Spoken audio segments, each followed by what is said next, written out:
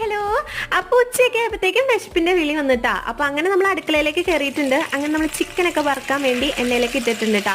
അപ്പൊ ആ കൂട്ടത്തിൽ തന്നെ ഞാനൊരു ചമ്മന്തിയും ഉണ്ടാക്കുന്നുണ്ട് കേട്ടോ. നല്ല ഡാറ് ടേസ്റ്റ് ആണ്. അങ്ങനെ അതിനു വേണ്ടി നമ്മൾ കൊച്ചുള്ളിയൊക്കെ തൊലി കളഞ്ഞെടുത്തിട്ടുണ്ട്.